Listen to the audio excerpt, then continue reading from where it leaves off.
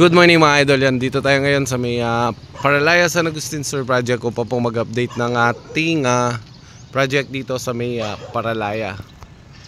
So yan, bali malapit na yung matapos. Kahapon is na-deliver na yung ating mga yero dito na pwede nang ipanik sa taas. So halos plastering po tayo dito. Yung mga kanto ang inuunahan nila para kung sakasakali masukat na po yung ating mga salamin.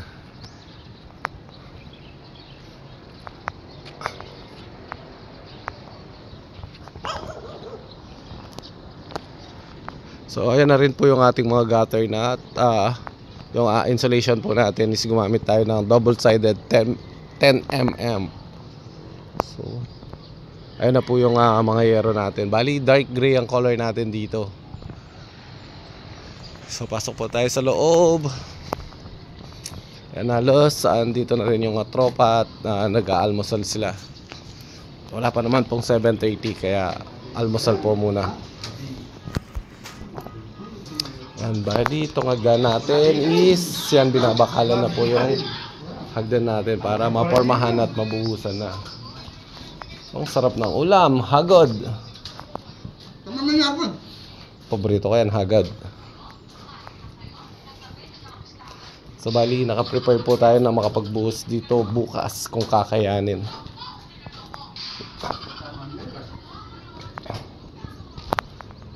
So ikutan po natin yung ating site. Bali yan po yung hangganan ng ating bakod. So magkakasitada tayo dyan, diretso doon. So ito pinaka-terrace up po niya. Meron tayong terrace dito sa baba, terrace sa taas, balcony. Tapos itong okay na to, didiretso yan hanggang doon. Dito hanggang doon. Ayun po yung pinakamuhon natin. So ayan po, babakuran po natin yan. Balik naka-close tong ating pinakalikuran. Then magtatanim tayo ng deep well dito banda para sa tubig niya at magkaroon siya ng jetmatic.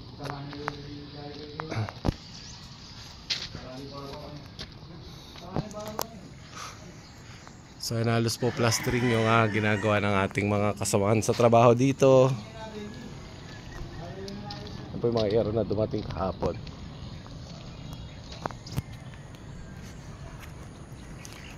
So yan po na medyo malaki-laking plasteringan pa itong gagawin natin dito. So yan po muna yung update natin ngayon dito sa may Paralaya San Agustin Sur Project. Ang build and sale project po natin, 2-story residential house and lot for sale natin dito na matatagpuan sa Paralaya, Arayat, Pampanga. So pag nasa taas ka, yan po yung view natin. Medyo dito naman po may mga lot for sale tayo dyan. So yan po, nakamuhon na sila.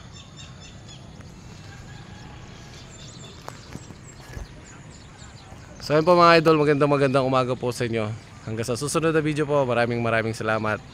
At God bless po sa inyong lahat.